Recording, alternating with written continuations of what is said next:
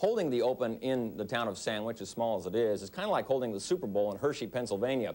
Both towns have tasty-sounding names, and they'd both eat up the opportunity to stage such a big event. But in Sandwich, well, village life goes on, as it always does, every day, because the British Open isn't the only game in town.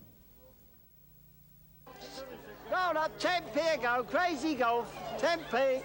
The old world European charm of this little village is right off a picture postcard you'd send back home. And it wasn't built this way for the tourists either. A good hour and a half southeast of London, this quaint place has been here a while. The first mention of Sandwich by name was in the year 664 AD, just shortly after Arnold Palmer took up the game of golf. Now, the last time the British Open was held here in Sandwich was 4 years ago. And now, just as in 1981, the British Open is good for business.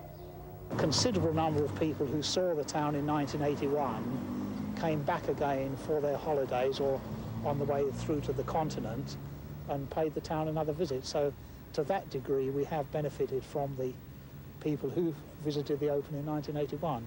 And I've no doubt we will do so on this occasion too. If visitors do trek back to Sandwich after the Open, they do well to pop in on the fleur-de-lis on Delft Street, where 40 pence, or about 60 cents American, will buy you a sandwich in Sandwich. Of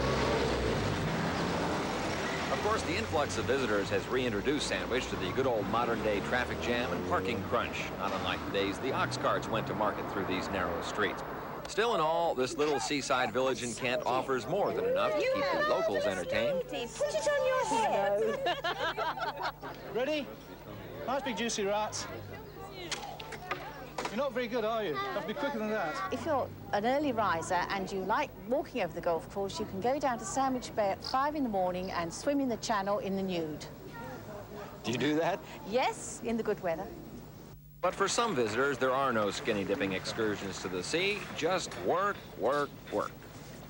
I guess there are things to do here, but you know, when you have a chance of drawing some very early tee times and of course some very late tee times. I think the first 2 days, the last tee time was 4 o'clock. Well, you know, there's really not much opportunity to do anything. You're trying to rest up and make sure you're ready to play. Throughout its history, Sandwich has been occupied by the Normans, the Romans, the Saxons. This week, it's been occupied by the Royal and Ancient Golf Club of St. Andrews in Scotland.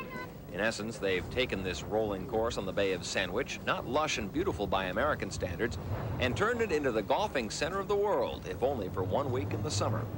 Tomorrow, Sandwich returns to normal.